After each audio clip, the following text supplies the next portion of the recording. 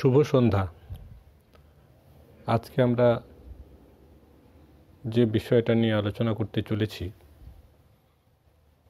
সেই বিষয়টি আমরা হামেশাই নিজেরা ব্যবহার করি শব্দ পরিভাষাগুলো, কিন্তু এগুলোর অর্থ আমরা সবসময় পরিষ্কার যে বুঝি তা নয়। আমরা মডার্নিজমের কথা বলি, আমরা পোস্ট মডার্নিজমের কথা বলি, আমরা মেটা মডার্নিজমের কথা আজকাল বলা শুরু হয়েছে। কিন্তু এই যে ভিন্ন ভিন্ন পরিভাষা, এগুলো তো শুধু সময়ের ব্যাপার নয়, যেটা মডার্নিজম আগে, তারপরে পোস্ট মডার্নিজম, তারপরে মেটা মডার্নিজম, এইভাবে বিষয়গুলো দেখলে কিন্তু এগুলো তার পূর্ণ অর্থ বোঝা সম্ভব নয়। এর পিছনে একটা কনসেপচুয়াল থিওরিটিক্যাল দিক আছে, সেই দিকটি আমরা এখন আলোচনায় আনব। তোমরা শোনো, আশা করি কিছুটা তোমাদের বোধগম্য হবে। যে বিষয়টা নিয়ে কথা বলবো আজকে, সেটা হচ্ছে যে আমরা এই ধরনের কথাগুলো ব্যবহার করি। এগুলো একটা নির্দিষ্ট বক্তব্য আছে। মডার্নিজম বলতে কি বোঝায়, পোস্ট মডার্ন বা পোস্ট মডার্নিজম বলতে কি বোঝায়। আর রিসেন্ট আরেকটি শব্দ, আরেকটি বিষয় চালু হয়েছে, মানে একটি পরিভাষা, মেটা মডার্নিজম। তা এগুলো এক সূত্রে গাঁথা, সেই জন্য সবগুলো মিলিয়ে একসঙ্গে বলার চেষ্টা করছি। এখন মডার্ন কথাটা আমরা যে অর্থে ব্যবহার করি, সেখানে মানেটা দাঁড়ায় up to date. Up to date modern. এখন মডার্নের সেই অর্থটা আছে, কিন্তু এখানে modern, post modern, meta modern এগুলো কিন্তু ঠিক এরকম বর্তমানের, এখনই, এখনকার এরকম ব্যাপারটা নয়।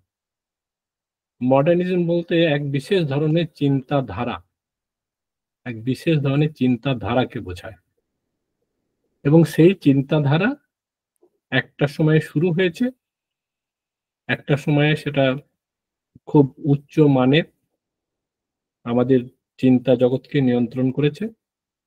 পরবর্তীকালে আবার তার কিছু লিমিটেশনস এর কথা এসেছে, যার থেকে পোস্ট মডার্নিজমের জন্ম। এবং পোস্ট মডার্নিজম মডার্নিজমের অনেকগুলো বিষয়কে প্রশ্ন চিহ্নের মুখে ফেলে দিয়েছে। এবং আমরা পোস্ট মডার্নিজম বলতে যেটা পাচ্ছি, সেখানে মডার্নিজমের খুব গুরুত্বপূর্ণ কতগুলো ভাবনা, সেগুলোকে তারা যথোচিত মূল্য দিতে চায়নি, এবং তার ফলে এটা অনেকটা অনেকের কাছে এটা একটা নেগেটিভ, মানে মডার্নিজমকে সরাসরি অস্বীকার করছে এরকম একটা ভাবনা তার থেকে আসছে। কিন্তু আহ, এটা এই এই যে প্রতীতি, এইভাবে বিষয়টাকে দেখাটা কিন্তু ঠিক নয়। পোস্ট মডার্নিজমের যারা সমর্থক, তারা আসলে মডার্নিজমের কতগুলো লিমিটেশনস, কতগুলো সীমাবদ্ধতার কথা জোর দিয়ে বলছে। এখন কোনো কিছুর সীমাবদ্ধতার কথা বলা মানেই সেটাকে অস্বীকার করা, সেটাকে নিগেট করা, হ্যাঁ, ডিনাই করা, এরকম নয় কিন্তু। সেজন্যে আজকে যে ভাবনাটা এসেছে তাকে আমরা বলছি, কেউ কেউ এই শব্দটা ব্যবহার করছেন, মেটা মডার্নিজম। অর্থাৎ মডার্নিটির যেগুলো সঠিক, যেগুলো গ্রহণযোগ্য, যেগুলো আম, কাজে দিচ্ছে, সেগুলো সবই ঠিকই আছে।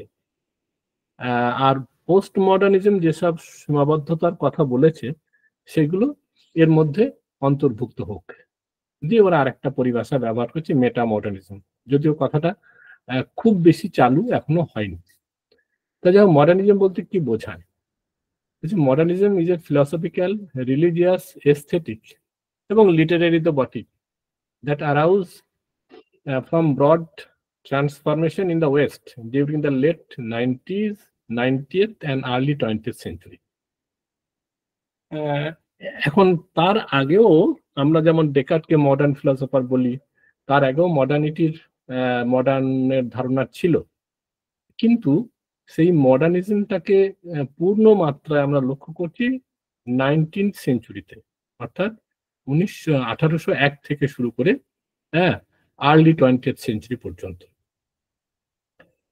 আহ, এইটাকে বলছে, এই সময়টা এটা সব থেকে বেশি সামনে এসেছিল। তাহলে এটা একটা ফিলসফি, একটা ফিলসফিক্যাল, রিলিজিয়াস, এস্থেটিক এবং লিটারেরি মুভমেন্ট, একই সঙ্গে লিটারেরি মুভমেন্টও বটে, that arose from broad transformation in the West during the late 19th and early 20th century. এই মডার্নিজমের বক্তব্য ছিল, human beings have the power to progress through creating or reshaping the environment through the use of science, technology, and knowledge. এরা এসে জোরের সাথে আত্মবিশ্বাসের সাথে বলল যে আমরা যে পৃথিবীতে জন্মেছি, যেখানে আছি, সেই পৃথিবীতে তাকে নতুন করে আমরা সৃষ্টি করতে পারি। এই পৃথিবীর পরিবেশটাকে আরো অন্যরকম ভাবে আমরা সাজাতে পারি মানুষের কল্যাণের জন্য, এবং তার জন্য আমাদের বিজ্ঞান, প্রযুক্তি এবং জ্ঞান ভান্ডারকে ব্যবহার করতে হবে। It tried to identify the factors that were impeding progress and sought to replace it with ways that can help them reach desired goal. একই সঙ্গে তার আরেকটা কথা বলল যে কতগুলো ফ্যাক্টরস আমাদের সামনে বাধা স্বরূপ হয়ে রয়েছে, যেগুলো আমাদের এই প্রোগ্রেসটাকে, সামনের দিকে যাওয়াটাকে ইমপেন্ড করছে, অর্থাৎ আটকে দিচ্ছে। এগুলো কি আমরা এখন বুঝতে পারবো যে কিছু মানে সংস্কার, কুসংস্কার, এইসব বিষয়গুলো আছে যেগুলো আমাদের সামনের দিকে যাওয়ার পথে বাধা সৃষ্টি করছে। এই যে জগৎটাকে মানুষ তার নিয়ন্ত্রণে আনতে পারে, নিজের মতো করে সাজাতে পারে, নিজের অবস্থার উন্নতি বিধান করতে পারে, এবং এর জন্য পরাজাগতিক কোনো বিষয় নয়, বিজ্ঞান, জ্ঞান বিজ্ঞান, প্রযুক্তি, তার ব্যবহারের মধ্য দিয়ে। এটা যে আবার অন্যভাবে বললে এটা যে মোড অফ থিঙ্কিং, চিন্তার একটা বিশেষ ধরন, যার মধ্যে আছে self consciousness that runs across all the novelties in the arts and the disciplines. এখানে আরেকটা কথা যে আত্মসচেতনতার একটা প্রশ্ন রয়েছে, যে মডার্ন তাকে বলা হবে যে আত্মসচেতন, শুধু অন্যের কথা মতো চলে ওঠে বসে একটা প্যাসিভ সাবজেক্ট নয়, সে আত্মসচেতন একটা সত্তা, যে জগৎকে দেখতে চায়, বুঝতে চায়, জানতে চায় এবং তার পরিবর্তন করার চেষ্টা করে। A socially progressive trend of thought that affirms the power of human beings to create, improve, and reshape their environment with the aid of reason and science. যুক্তি, বুদ্ধি, বিজ্ঞান, সেগুলোকে প্রয়োগ করে তারা যে পরিবেশের মধ্যে রয়েছে, যেমন আমরা যদি বলি আগে যে ধরনের দারিদ্র ছিল মানুষের, সেটা জ্ঞান বিজ্ঞানের প্রয়োগ ঘটিয়ে তার অনেকটা আমরা সামনে আনতে পেরেছি, অনেকটা তার থেকে মুক্ত হওয়ার চেষ্টা করেছি, অনেকটা হয়েছে। আরো যদি আমাদের পলিটিক্যাল সিস্টেমটা অন্যরকম হতো, তাহলে আরো আমরা অনেকটাই উন্নতি করতে পারতাম। আজকে এ কথা বলাটা অস্বাভাবিক নয় যে মানুষের যে দৈনন্দিন প্রয়োজন, তার যে খাদ্য, বাসস্থান, শিক্ষা, স্বাস্থ্য, সেগুলো মানুষ পর্যাপ্ত পরিমাণে তৈরি করতে পারে, কিন্তু সেটা হয়নি, হয় না, সেটা আলাদা কারণ, তার জন্য রাজনৈতিক কারণ আছে, কিন্তু মানুষ সেটা পারে, তার যুক্তি বুদ্ধি দিয়ে আজকের দারিদ্র্যকে সে মুছে ফেলতে পারে। From this perspective, modernism encourages the re-examination of every aspect of existence, from commerce to philosophy, with the goal of finding that which was holding back progress and replacing it with new ways of reaching the same end.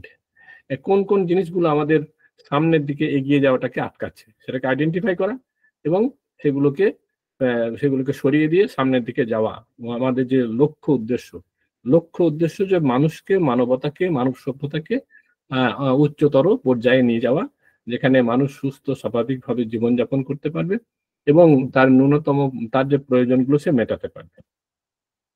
এটাকে আবার অন্যরকম ভাবে বলছেন যে a broad cultural, social or political initiative sustained by the ethos of the temporality of the new. এটা আরেক ধরনের ব্যাখ্যা, আমরা যেটাকে মনে করি যে আপ টু ডেট থাকা, অর্থাৎ যে অর্থে ব্যবহার করা হয় যে বর্তমানকে ছুঁয়ে থাকা। এটা সরাসরি সেই কথাটা না বলে এটা বলার চেষ্টা করছে যেটা broad cultural, social and political initiative sustained by the ethos of the temporality of the new. Temporality of the new, নতুনকে স্বাগত জানানো এবং নতুনকে সাথে নিয়ে চলা।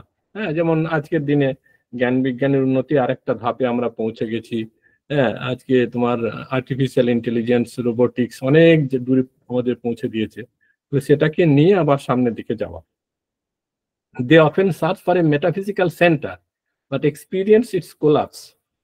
এখানে এটা একটা ধারণা যে তার একটা এই সবকিছুর মধ্যে একটা সেন্টার খোঁজার চেষ্টা করছে, দেখা হচ্ছে মেটাফিজিক্যাল সেন্টার। কিন্তু পরবর্তীকালে পোস্ট মডার্নিস্টরা এই ধরনের সেন্টার খোঁজাকে বিরোধিতা করেছে এবং বলেছে যে একটা জায়গা থেকে, একটা মূল ভাবনা থেকে সবকিছুকে ব্যাখ্যা করার চেষ্টা, হ্যাঁ, এইটা সফল হতে পারে না। সেজন্য তারা পরবর্তীকালে পোস্ট মডার্নিস্টরা এই জায়গাটা সমালোচনা করেছে। সেটা আমরা পরে আমাদের কথার মধ্যে আসবে। আর যদি ফিলোসফিক্যালি দিক থেকে দেখতে যাই, তাহলে আমরা এটা পাচ্ছি তোমার হিউমের ভাবনা থেকে। হিউম বলছেন যে we never actually perceive one event causing another, we only experience the constant conjunction of events and do not perceive a metaphysical cause. উনি ফিলোসফির দিক থেকে যদি ভাবি, আমরা ডেকার্টকে যদিও বলি মডার্ন আধুনিক দর্শনের জনক, কিন্তু থিওরিটিক্যালি যদি বলি তাহলে কিন্তু হিউমই প্রথম বললেন যে আমরা আসলে যা দেখি আর কি, আমাদের অভিজ্ঞতা যা পাই সেটা হচ্ছে কি যে ঘটনাগুলো পূর্বাপর ঘটে, কিন্তু তার মধ্যে মানে যে সত্যি সত্যি একটা মেটাফিজিক্যাল কজ আছে এবং যার কারণে নতুন একটা মানে ইভেন্টের জন্ম হচ্ছে, সেই মেটাফিজিক্যাল কিছু আমরা পাই না। আমরা যেটা অভিজ্ঞতায় পাই সেটা কনস্ট্যান্ট কনজাংশন, এগুলো তোমরা জানো। Similarly Hume argues that we never know the self as object, but only the self as subject, and we are thus blind to our true natures. এটা তো আমরা জানি, উনি বলছেন যে আমরা অবজেক্ট হিসাবে, পার্মানেন্ট অবজেক্ট হিসাবে, এসেন্স হিসাবে, হ্যাঁ, ইমর্টাল সাবস্ট্যান্স হিসাবে আমরা কিন্তু সাবজেক্টকে, সেলফকে পাই না। আমরা সেই জন্য বলছি যে আমরা যে সেলফকে পাই সে হচ্ছে মানে কি বলবো, স্ট্রিম অফ কনসাসনেস, সেটা চলে আসছে একই রকম ভাবে, কিন্তু সেটাকে মেটাফিজিক্যালি আমি বলবো যেটা একটা স্থায়ী পার্মানেন্ট সেলফ, যেটা আগে থেকে আছে, কখনো পরিবর্তন হবে না, এরকম ভাবে বিষয়গুলো এখানে উনি বলেননি। Really, if we only know through sensory experience, then we cannot know or make metaphysical claims. সেটা তো হিউমের কথা তুমি বুঝতেই পারছো, যদি আমরা অভিজ্ঞতাকে জ্ঞানের ভিত্তি ধরি তাহলে মেটাফিজিক্যাল কোনো ক্লেম আমরা করতে পারি না, কারণ আমরা সেগুলো জানতে পারি না, আমাদের অভিজ্ঞতার বাইরের বিষয়। Modernism is thus often driven emotionally by the desire for metaphysical truths while understanding their impossibility. Modernism কিন্তু একটা মেটাফিজিক্যাল ট্রুথকে ভাবার চেষ্টা করছে, একটা সেন্ট্রাল জায়গা থেকে চেষ্টা করছে, কিন্তু একই সঙ্গে বুঝতে পারছে যে সেরকম কোনো সেন্ট্রাল জায়গা সম্ভব না। এরকম একটা দোদুল্যমানতার মধ্যে, এরকম একটা ডায়ালেকটিক্সের মধ্যে কিন্তু মডার্নিজম চলেছে। মডার্নিজমের কতগুলো বৈশিষ্ট্যের কথা এখানে বলা হচ্ছে, যে the rise of science, rational thought, individualism, industrialisation, urbanisation, এগুলো তার একটা বৈশিষ্ট্য, যে বিজ্ঞানের অগ্রগতি, যুক্তি বুদ্ধি তার সামনের দিকে যাওয়া, এক ধরনের ব্যক্তি স্বাতন্ত্র্যবাদ, ব্যক্তি স্বাধীনতা, আর তার সঙ্গে যন্ত্রপাতি ব্যবহার করে মানে শিল্প বিপ্লব বা শিল্পের পরিবর্তন ঘটানো, যার মধ্য দিয়ে অনেক সম্পদ উৎপন্ন করা সম্ভব হবে, যাতে মানুষের দারিদ্র এগুলোকে কমানো যায়। আরেকটা জায়গা ছিল যে আরবানাইজেশন, যে গ্রামের যে যেসব সুযোগ সুবিধার অভাবগুলো আছে সেগুলোকে কমিয়ে সেগুলোকে আরবানাইজ করার চেষ্টা করতে হবে। In recent years, literary scholarship has increasingly differentiated between early, high and a late phase of modernism. তাই আগেই বলছিলাম যে মডার্নিজমের তিনটে ফেজের কথা বলা হচ্ছে। আর্লি ফেজ, আমরা যখন হিউমের কথা বলছি একবারে, তখন সেগুলো হচ্ছে আর্লি ফেজ। আর আমরা যেটা বলছি যে 19th সেঞ্চুরির প্রথম দিক থেকে যে হাই ফেজ, এবং তার প্রথম পরের শতাব্দী অর্থাৎ বিংশ শতাব্দীর প্রথম দিককার অংশটা বাদ দিলে তারপরে লেট ফেজ অফ মডার্নিজম, এইভাবে বিষয়গুলোকে তারা দেখার চেষ্টা করছে। এবং আমরা মনে করতে পারি দ্বিতীয় বিশ্বযুদ্ধের পর থেকে এই মডার্নিজমের যে ধারণা সেটা আস্তে আস্তে প্রশ্ন চিহ্নের মুখে পড়েছে এবং তার থেকে পোস্ট মডার্নিজমের জন্ম হয়েছে। Early modernism is often described as starting near the end of 19th century and lasting until the end of the First World War. First world war পর্যন্ত প্রথম আর্লি মডার্নিজম ওই পর্যন্ত ছিল। তারপরে পরবর্তীকালে তার ফার্স্ট যেটা হলো ওয়ার্ল্ড ওয়ার 1920 কত হবে 1920 এই সময়ে প্রথম বিশ্বযুদ্ধ, সেই পর্যন্ত আর্লি ফেজ বলা যেতে পারে। তারপরে এটা হাই ফেজ শুরু হলো, যেখানে অনেক উন্নতি হয়েছে তার পরবর্তী পর্যায়ে। এবং অ্যাকচুয়ালি আমি যদি বলি 7-এর দশক 8-এর দশকের পর থেকে আবার কিছুটা প্রশ্ন চিহ্নের মুখে পড়েছে modernism. Regulation and emancipation are the presented. হ্যাঁ, এখানে এই যে মডার্নিজমের যে ফিলসফি, তার যে পলিটিক্যাল ফিলসফি, তার মধ্যে দুটো ভাবনা কিন্তু ছিল। একটা হচ্ছে যে আমাদের জীবনযাপন, আমাদের সমাজ সভ্যতাকে কিছু নিয়ম নীতির মধ্যে আনতে হবে। যদৃচ্ছা যেমন খুশি তেমন চলো এরকম ভাবে যাবে না, আমাদের সবকিছুকে একটি নিয়ন্ত্রণের মধ্যে, একটা সামাজিক শৃঙ্খলার মধ্যে আনতে হবে, তা নাহলে কোনো বিষয়কে বোঝা যাবে না, আমরা একসঙ্গে সামনে এগিয়ে যেতে পারবো না। আর একটা ইমানসিপেশন, যে মুক্তি, আমাদের চেতনার মুক্তি, দারিদ্র থেকে মুক্তি, হ্যাঁ, এই কষ্ট থেকে মুক্তি, এই মুক্তির একটা দর্শন কিন্তু এর মধ্যে ছিল। সেই জন্য কেউ কেউ উনি বলছেন যে regulation and emancipation are presented as the twin pillars of modernity, as capabilities and forms of knowledge. এইগুলো হচ্ছে তোমার capabilities and forms of knowledge, এবং এটার মধ্যে এইগুলোকে বলা হচ্ছে কি টুইন পিলার্স অফ মডার্নিটি। একটা হচ্ছে যে সবকিছুকে একটা শৃঙ্খলার মধ্যে নিয়ে এসে ব্যাখ্যা বিশ্লেষণ করতে হবে, তা নাহলে কিছুই বোঝা যাবে না, আমরা ঘটনাগুলোকে ব্যাখ্যা বিশ্লেষণ ঠিক মতো করতে পারবো না। আর একটা কি, যে মুক্তি, চেতনার মুক্তি, দারিদ্র থেকে মুক্তি, আমাদের যে বিভিন্ন রকমের সংস্কার আছে তার থেকে মুক্তি এবং সামনের দিকে যাওয়া, এইসব বিষয়গুলো থাকছে। আমরা যে পোস্ট মডার্ন থিঙ্কার যখন বলছি, আমরা অনেক সময় নিৎসের নাম করি, কিন্তু নিৎসের সময়কালটা কিন্তু দেখো মানে মডার্নিটির পিরিয়ডের মধ্যেই পড়ছে। এখন এইখানে একটা জিনিস আছে যে ওই সময়কালের মধ্যে সবাই যে একই রকম ভাবে ভেবেছে তা কিন্তু নয়। নিৎসে কিন্তু ওই সময়কালের মধ্যেই তার যে ভাবনা চিন্তা, সেই ভাবনা চিন্তা তিনি কিন্তু প্রায় পোস্ট মডার্ন স্টেজে এসে গেছেন।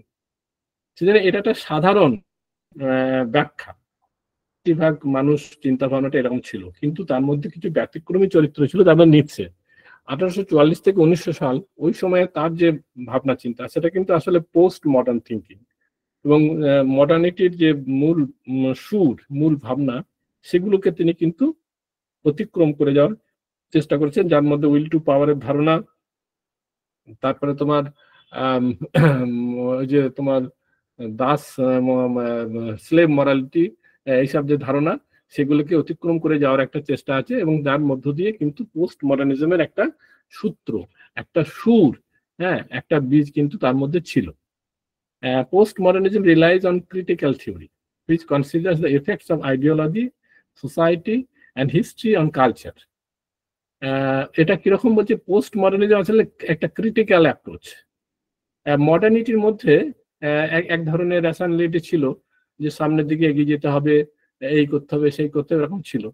ক্রিটিক্যাল ভাবনাটা তুলনামূলকভাবে কম ছিল। তারা ক্রিটিক ছিল যে পিছনের দিকে যে ধর্মীয় কুসংস্কার, পশ্চাৎপদতা, অন্ধবিশ্বাস, সেগুলো সম্পর্কে তারা ক্রিটিক্যাল ছিল।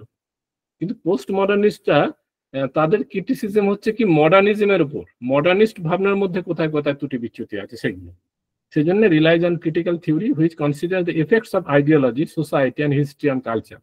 যে আমাদের যে আইডিওলজি, আমাদের যে সমাজ, আমাদের ইতিহাস, সেগুলো আমাদের সভ্যতা সংস্কৃতির মধ্যে কিভাবে প্রভাব বিস্তার করে, সেইগুলো তারা ক্রিটিক্যালি চিন্তা ভাবনা করতে লাগলেন। Post modernism and critical theory commonly criticise universalist ideas of objective reality, morality, truth, human nature, reason, language and social progress. এখন মডার্ন থটের মধ্যে এক ধরনের ভাবনা ছিল যে রিয়ালিটি মধ্যে এক ধরনের অবজেক্টিভিটি আছে, রিজনের একটা অবজেক্টিভ বেসিস আছে, হ্যাঁ, মরালিটি আগে থেকে মোটামুটি একটা ঠিক করা আছে, সেটা হয় কান্সিয়ান হবে, না হলে মিলিয়ান হবে। তার মানে এক ধরনের ইউনিভার্সালিটি, এক ধরনের ট্রুথের ধারণা, এবং হিউম্যান নেচারের ধারণা, রিজন, ল্যাঙ্গুয়েজ, সামাজিক প্রোগ্রেস, এগুলো সম্পর্কে মডার্নিস্টরা যেভাবে ভেবেছে, এরা সেগুলো নিয়ে কিন্তু কুটকাচালি শুরু করেছে, যে রিজনটা সবসময় একই রকম ভাবে কাজ করে না। মরালিটি তুমি যদি এইভাবে ডিফাইন করে দাও অ্যাবসলিউটিজমের টার্মে, যে হয় এটা মানে ভালো নয় তো খারাপ, মাঝামাঝি কিছু নেই, স্থান কাল পাত্রের কোনো ভূমিকা নেই, এরকম যদি বলো তাহলে কিন্তু প্রবলেম তৈরি হবে। তারা কিন্তু এই প্রশ্নগুলো তুলছে, অর্থাৎ মডার্নিজমের যে ফসল, মডার্নিজমের যে ভাবনা, সেগুলো এরা কিছু প্রশ্ন চিহ্ন সেখানে তুলছে, এবং যার মধ্য দিয়ে আমরা বলতে পারি যে মডার্নিজমের বেশ কিছু সীমাবদ্ধতা তারা তুলে ধরার চেষ্টা করছে। তারা অ্যান্টি অথরিটারিয়ানিজম, তারা কর্তৃত্ববাদের বিরোধিতা করে, and refuse to recognize the authority of any single style or definition of what art should be, and the collapsing of the distinction between high culture and mass or popular culture, and between art and everyday life. এরা সব ধরনের কর্তৃত্ববাদের বিরোধিতা করে, এবং বলছে যে একটা single style of definition বা এক ধরনের ভাবনা সব কিছুর মধ্যে থাকবে, সব কিছুকে বেঁধে রাখবে, এই ধরনের অথরিটারিয়ানিজম একটাই সূত্র থেকে বেরিয়ে আসবে, এইটা নিয়ে তারা প্রশ্ন তুললো। এবং তারা বলছে যে হাই কালচার আর পপুলার কালচারের মধ্যে যে বিরাট যে তোমরা পার্থক্য কথা বলছে, এই পার্থক্যগুলো খুব একটা অর্থপূর্ণ নয়।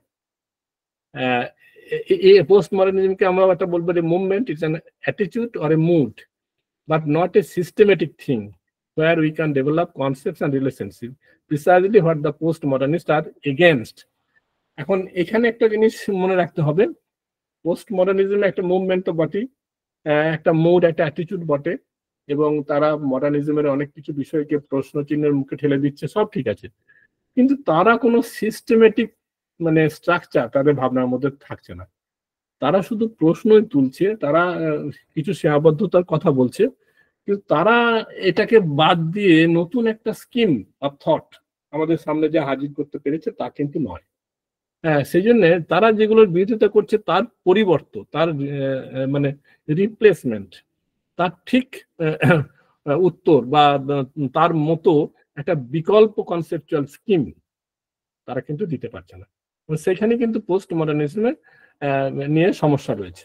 Largely it is a reaction to the assumed certainty of scientific or objective efforts to be explained reality, highly skeptical of explanations which claim to be valid for all groups, cultures, tradition and races.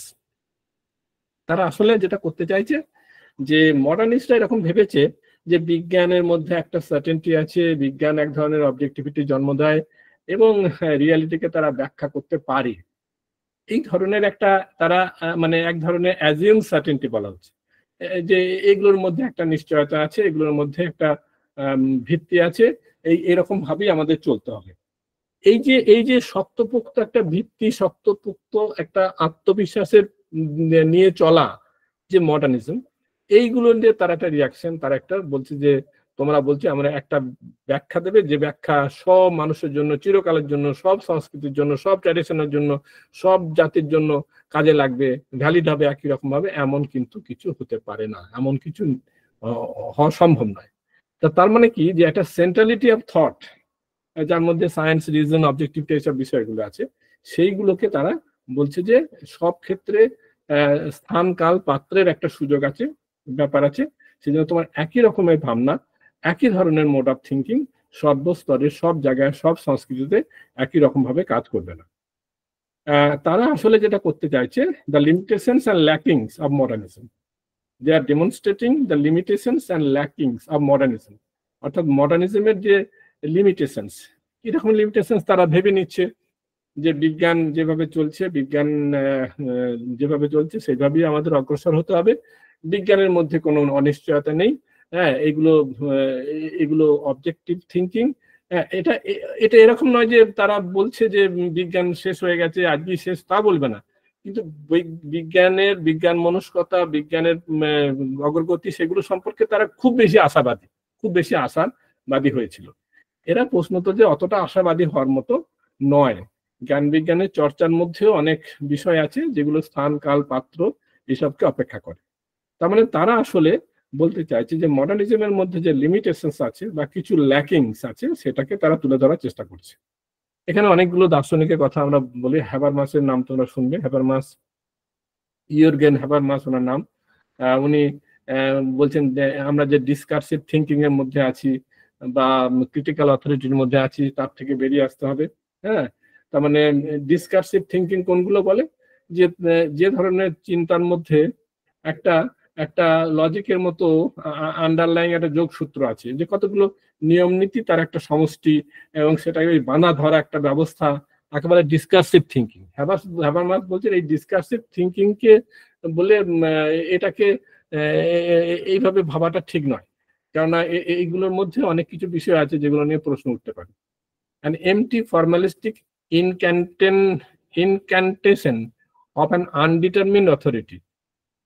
বলছি এবারে যে তুমি একটা অথরিটির কথা বলছো, সে authority বা একটা সেন্ট্রালিটির কথা বলছো, সেটা কিন্তু খুব বেশি ফর্মালিস্টিক এমটি, সেরকম একটা সেন্টার নেই।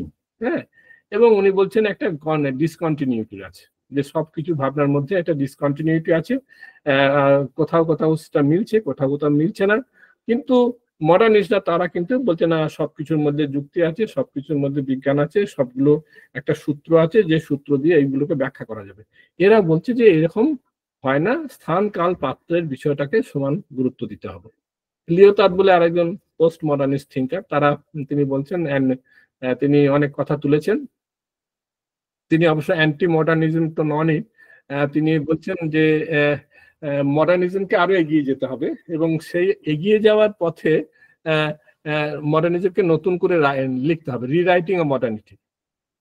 অর্থাৎ যে মডার্নিজমের যে স্কিম অফ থট, সেই স্কিম অফ থটটাকে উনি বাতিল করছেন না, উনি বলছেন এটাকে আরো এগিয়ে নিয়ে যেতে হবে। এবং সেই জন্য ওনার যে ভাষাটা, rewriting of modernity, modern knowledge has a form of unity and it is due to its recourse to great meta narratives। হ্যাঁ, এখানে বলছে মডার্ন নলেজের মধ্যে একটা ইউনিটির ধারণা আছে, একটা সবকিছুকে ব্যাখ্যা করার একটা চেষ্টা আছে, এক ধরনের টোটালিটারিয়ানিজম আছে। এবং এর কারণ একটাই, সেটা হচ্ছে এর একটা কতগুলো মেটা ন্যারেটিভ আছে। মেটা ন্যারেটিভ মানে বড় বড় কতগুলো প্রপোজাল, বড় বড় কতগুলো থিওরিটিক্যাল স্ট্রাকচার, তার মধ্যে এরা কাজ করেছে, এবং সেই থিওরিটিক্যাল স্ট্রাকচারগুলো একটার সঙ্গে একটা সম্পর্কিত, এবং একটি বিষয়কে ব্যাখ্যা করতে গেলে ওই স্ট্রাকচারের মধ্যে ফেলতে হবে, তাকে মেটা ন্যারেটিভস বলে।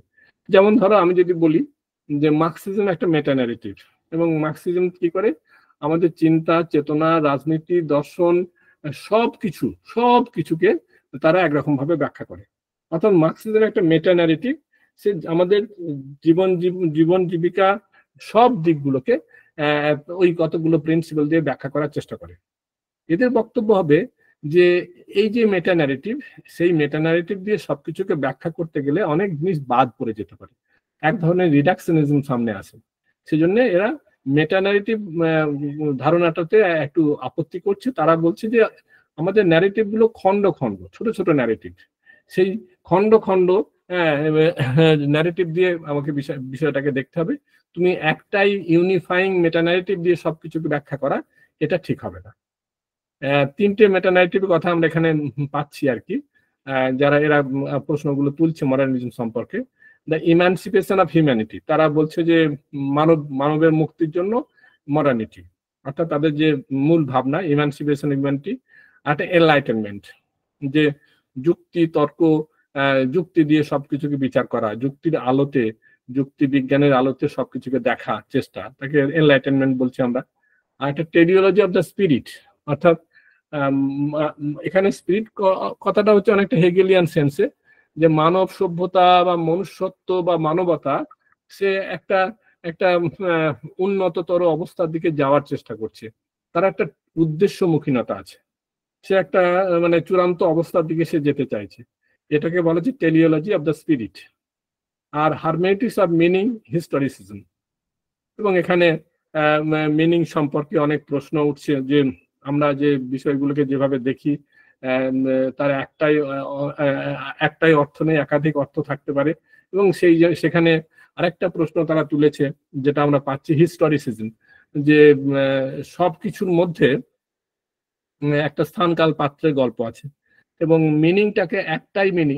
আসলে লিওতার এরা কি করছে, মডার্নিজমের যে সমস্যা সেইগুলোকে নিয়ে তারা কথা বলার চেষ্টা করছে, এবং সেখানে বলছে যে মিনিং সম্পর্কে বলছে যে কোনো একটা বিষয়ের, কোনো একটা শব্দের, কোনো একটা ভাষার একটি অর্থ দ্বিতীয় কোনো অর্থ হয় না, এরকম নয়, তার একাধিক অর্থ হতে পারে।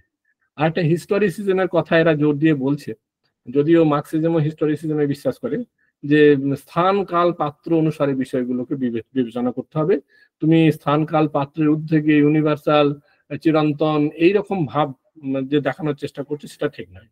এবং তারা সেন্টার থেকে পেরিফেরির দিকে যাওয়ার চেষ্টা করছে, বর্ডার জোনের দিকে যাওয়ার চেষ্টা করছে, এবং বলছে অনেকগুলো ক্ষেত্র আছে যেখানে কনফ্লিক্ট হয়। হ্যাঁ, এই প্রশ্নগুলো তারা তুলছে। এবং এখানে আমরা যদি আইনস্টাইন থেকে হাইসেনবার্গ, গোডেল এদের যে অভিমুখ আর কি, তারা কিন্তু আস্তে আস্তে এই প্রশ্নগুলো মানে পোস্ট মডার্নিস্টের ভাবনাগুলো কিন্তু এদের ভাবনার মধ্য দিয়েও খানিকটা রিফ্লেক্টেড হয়েছে। যেমন আইনস্টাইনের থিওরি অফ রিলেটিভিটি, হাইসেনবার্গের যে প্রিন্সিপাল অফ আনডিটারমিনেসি, গোডেলের ইনকমপ্লিটনেস, এরা হচ্ছে মডার্নিজমেরই ফসল।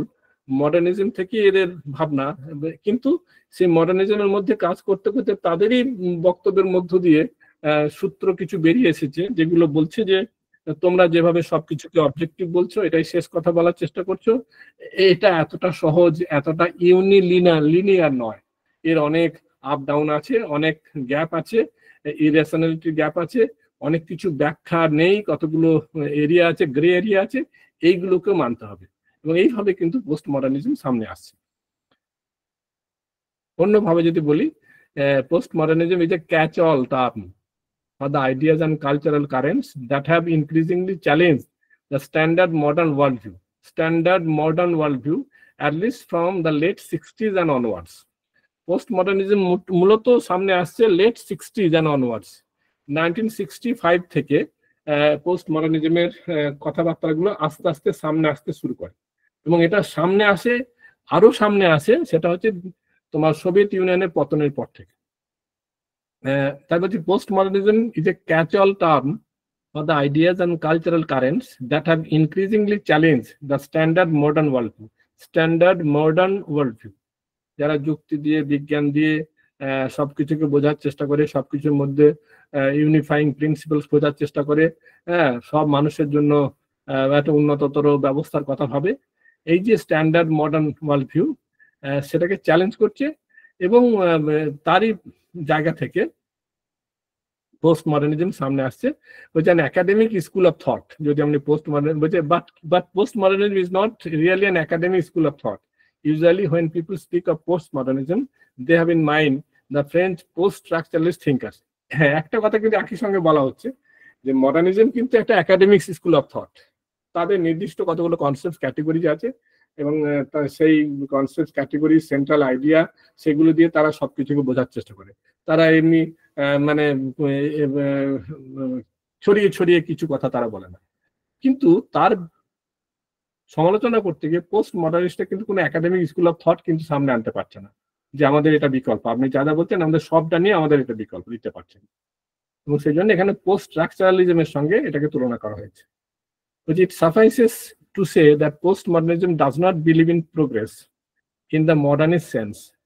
It is suspicious of a grand narratives for our day and age, likes to focus on details, exceptions and peripherals, and is critical of the power and prestige that science wields in modern life. আমরা যদি এভাবে বলি যে মডার্নিজমের যে প্রোগ্রেশনের কথা বলা হয়েছে, যে যাকে আমরা প্রগতিশীলতা বলার চেষ্টা করেছে মডার্নিস্ট সেন্সে, সেইগুলোতে এরা বিশ্বাস করছে না। তারা প্রোগ্রেসকে অস্বীকার করছে না, কিন্তু মডার্নিস্টরা প্রোগ্রেস বলতে যেভাবে ডিফাইন করছে, হ্যাঁ, সেইভাবে তারা এটা মানতে চাইছে না। এবং এরা বলছে গ্র্যান্ড যে ন্যারেটিভস গুলো, সেই গ্র্যান্ড ন্যারেটিভ সম্পর্কে এরা সন্দিগ্ধ, হচ্ছে আমাদের সন্দেহ আছে। এবং আজকের দিনে তুমি একই রকম কয়েকটা গ্র্যান্ড ন্যারেটিভ দিয়ে সবকিছুকে বোঝাবার চেষ্টা করবে, তা হবে না। এবং এটা বলছি যে তুমি ডিটেলসে যাও। মডার্নিজমের মধ্যে কি ছিল যে অনেক স্ট্রাকচারাল ব্যাপার, বড় বড় শব্দ বন্ধ, বড় বড় প্রিন্সিপাল দিয়ে সব বিষয়টাকে বোঝার চেষ্টা, তারা ডিটেলে যেতে চায়নি, যে প্রত্যেকটা ডিটেলসকে আলাদা করে বিশ্লেষণে তারা গুরুত্ব দেয়নি। এরা বলছে না, ডিটেলসে গুরুত্ব দাও, খন্ড খন্ড ন্যারেটিভ গুলোতে গুরুত্ব দাও, আর যে এক্সেপশনস আছে, যেগুলো ব্যতিক্রমী জায়গা, সেগুলোকে ধরো, আর যেগুলো পেরিফেরিজ আছে, সেন্টার থেকে অনেক দূরে, সেগুলোর উপর গুরুত্ব দাও। সেটা কিন্তু এরা করেনি। সেজন্য বলছে it is critical of the power and prestige যা science wields in modern life. আর একটা যেটাকে আমরা বিজ্ঞান, যেটা বলি অতি বিজ্ঞান মনস্কতা, যে কারণটা সায়েন্টিজম বলা হয়, সায়েন্টিজমের এরা সমালোচনা করে। এরা বলছে যে সায়েন্স তো লাগবেই, কিন্তু সায়েন্সকে যেরকম পাওয়ার এবং প্রেস্টিজ দেওয়া হয়েছে মডার্নিটিটা যেভাবে দেখেছে আর কি, সেটা একটু বাড়াবাড়ি হয়ে গেছে। সায়েন্স অবশ্যই লাগবে, কিন্তু সায়েন্স আমাদের সব প্রশ্নের সব উত্তর একসঙ্গে দিয়ে দেবে, এর বাইরে কোনো গল্প নেই, একটাই গল্প, সেটা যে বিজ্ঞান যেভাবে দেখাবে সেই দেখাটাই শেষ দেখা, এইটা নয়। হ্যাঁ, তার মানে তারা কিন্তু সরাসরি সায়েন্সকে অস্বীকার করছে না, কিন্তু মডার্নিস্টরা সায়েন্সকে যে সম্মানটা দিয়েছে সেটা বলছে এটা একটু বাড়াবাড়ি হয়ে গেল, এতটা সম্মান দিলে বাকি যে অনেক বিষয় আছে যেগুলো ব্যাখ্যার মধ্যে আসে না। এইভাবে তারা বিষয়টাকে দেখছে। It is closely related to such things as relativism, social constructivism, and a kind of cynicism that comes from seeing many different perspectives, with no longer being a naive believer in religious, political, or even scientific movements. তারা এক ধরনের রিলেটিভিজমের কথা বলছে, যেভাবে বলুন না কেন রিলেটিভিজম, যে সবগুলো একদম ঠিক, এর কোনো বিকল্প নেই, সব একরকম হবে, এরকম নয়। এর মধ্যে এক ধরনের রিলেটিভিজমের কথা তারা বলছে। সোশ্যাল কনস্ট্রাকটিভিজম, যে অনেক কিছু ভাবনা চিন্তা আছে যেগুলো এক একটা সোসাইটি তার নিজের মতো করে তৈরি করেছে, সেটা কিন্তু অন্য সোসাইটিতে গেলে, অন্য কালচারে সেটা একই রকম দেখাবে না। এবং এরা বলছে যে no longer believes in a naive, no longer being a naive believer in religious, political, even scientific movements. Naive believer, naive মানে আনক্রিটিক্যাল, ডগমেটিক বিলিভ করছে বিজ্ঞানে, ধর্মে, এরকম নয়। তারা বলছে যে সবকিছুর মধ্যেই তোমাকে সন্দেহ রাখতে হবে, ক্রিটিক্যাল হতে হবে, এবং ডিটেলসে গিয়ে, মানে স্থান কাল পাত্রে ডিটেলসে গিয়ে বিষয়গুলোকে বুঝতে হবে। খুব বড় বড় কথা বলে বিষয়গুলোকে এড়িয়ে যাওয়া চলবে। they are interested not so much in what is true, in what should be done, but rather in questioning everything, in picking things apart, deconstructing them to make us think again, to make us less sure, to make life harder for those who would control or manipulate others, the politicians, the media moguls, the scientists, and the medical professionals. বলছে তারা এরকম বলছে না যে কোনটা সত্যি, কি করা উচিত, এসব আলাদা করে বলছে না। তারা সবসময় প্রশ্ন করছে, রাদার ইন কোয়েশ্চেনিং এভরিথিং। হ্যাঁ, এবং একটা ডিকনস্ট্রাক্ট করে আমাদেরকে, আমাদের যেটুকু স্থির বিশ্বাস ছিল, আমরা স্থির বিশ্বাস নিয়ে এগোচ্ছিলাম, সেগুলোকে প্রশ্ন চিহ্নের মুখে ফেলে দিচ্ছে। To make us less sure, to make life harder for those who would control and manipulate others. এখানে পলিটিশিয়ানসদের কথা বলছে, মিডিয়া কিভাবে কাজ করছে, সায়েন্টিস্টরা কিভাবে কাজ করছে, মেডিকেল প্রফেশনালরা কিভাবে, এইসব বিভিন্ন বিষয় তারা বলছে, তারা প্রশ্ন করছে। এইটাকে বলা হচ্ছে to reach an antithesis. The critique or criticism of the existing is what counts as a real result, not to give answers, but to refute old answers and dwell on new questions. তার মানে তারা criticism করে যে একটা antithesis দিচ্ছে তা কিন্তু নয়। তারা যেটা করছে যে প্রশ্ন তুলছে এবং সেই প্রশ্নের উত্তর চাইছে, হ্যাঁ, এবং নতুন নতুন প্রশ্ন উদ্ভাবন করেই যাচ্ছে। এই হচ্ছে পোস্ট মডার্নিস্টের ভাবনা। এখন এই যে দুটো অবস্থা, যে মডার্নিজমকে সমালোচনা করা, গ্র্যান্ড ন্যারেটিভকে বাদ দেওয়া, এইগুলোকে বাদ দিলে কিন্তু জগৎ জীবনকে আবার একটা সিস্টেমের মধ্যে নিয়ে আসা, সামনের দিকে যাওয়া কিন্তু আরো কঠিন হয়ে যাবে।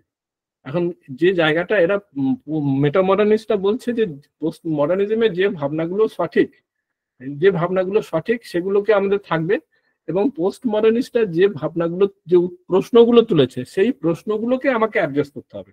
তার জন্য আমার মডার্নিজমের যে প্রজেক্ট, সেই প্রজেক্টটাকে একটু মানে লিবারেল হতে হবে, একটু চেঞ্জ করতে হতে পারে, একটু মানে কি বলবো, ওপেন এন্ডেড হতে হবে।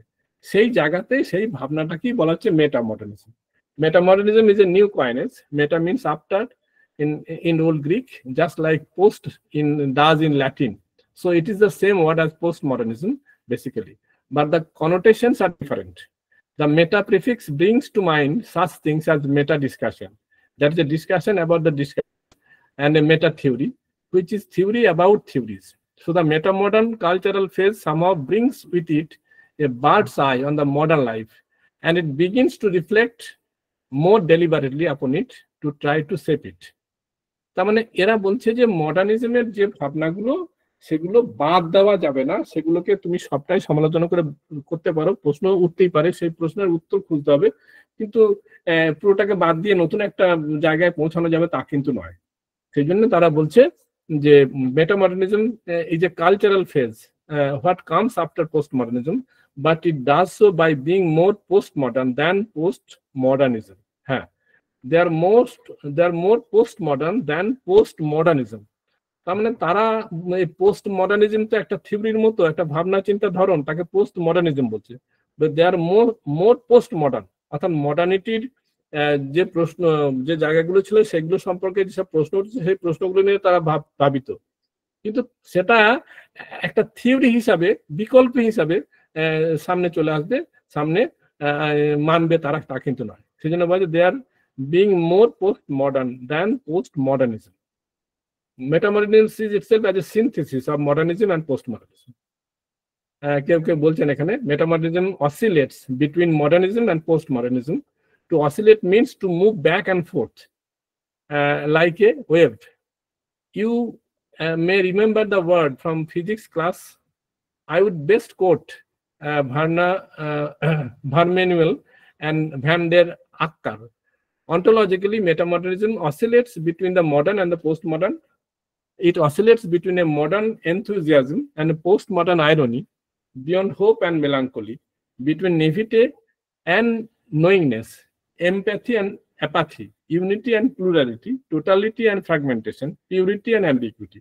অর্থাৎ অর্থাৎ এরা যেটা বলতে চাইছে যে আমাকে কি করতে হবে, যে মডার্নিজমের যে লিমিটেশনস গুলো নিয়ে যে কথাগুলো উঠেছে সেগুলো আমাদের নতুন করে ভাবনা চিন্তা করতে হবে, এবং বর্তমান পরিপ্রেক্ষিতে এসে মডার্নিজমের যে প্রজেক্ট, সেই প্রজেক্টটাকে আমাকে নতুন করে দেখতে হবে। তাহলে পোস্ট মডার্নের যে উদ্বেগ, সেই উদ্বেগটা সামনে রেখে মডার্নিজমকে রিভাইজ করা, তাকে সঙ্গে নিয়ে চলতে হবে, তাকে একদম বাদ দেওয়া চলবে না। কিন্তু আমাকে এই একবারে নিশ্চিন্ত ঘুমানোর মতো, যেটাই আমি ঠিক করে দিচ্ছি এবার রান্নাকে তেল দিয়ে ঘুমো, এই পথে গেলেই সব শেষ, সব ঠিক হবে, এরকম ভাবনাটা যেন না থাকে। এইটা হচ্ছে মেটামডার্নিজমের বক্তব্য। আর একটি কথা এখানে আছে, তোমাদের যে সিলেবাসের মধ্যে আছে, কলোনিয়ালিজম বলে একটা কথা আছে, যেটা আমি একটুখানি বলে দেবো দিয়ে শেষ করব। তোমাদের সিলেবাসের মধ্যে আছে, যদিও মডার্নিজমের সঙ্গে এটা সরাসরি সম্পর্কিত নয়, কিন্তু পোস্ট মডার্নিজমের সঙ্গে এর একটা সম্পর্ক আছে। যাই হোক, আমি এখানে একটু থামি, তারপরে এটা নিয়ে পরে বলছি।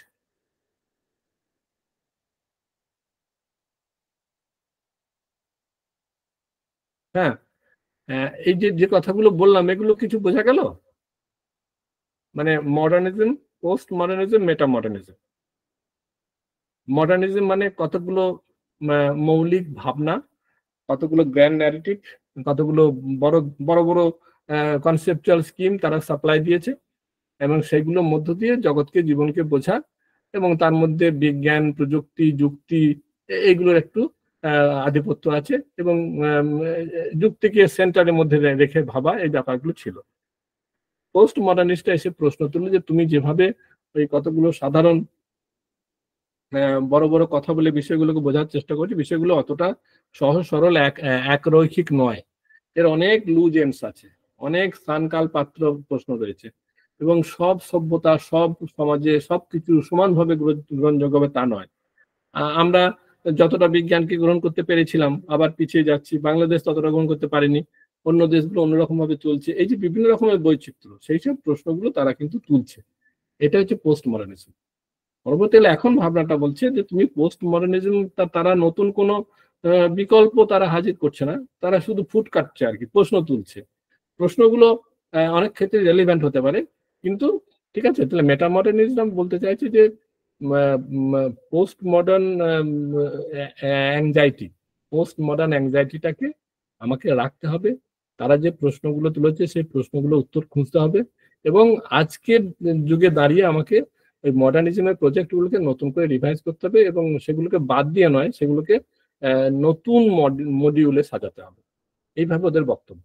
বলো, তার যদি কিছু জিজ্ঞাসা থাকে বলো, তারপরে আমি অন্য কথা বলবো।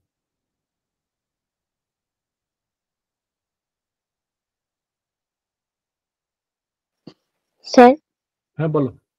স্যার বলছে তাহলে মেটামডার্নিজমরা কোনো নতুন থিওরি দেননি, ওনারা শুধু ওই পোস্ট মডার্নিজমদের কি করা উচিত সেটাই বলেছেন।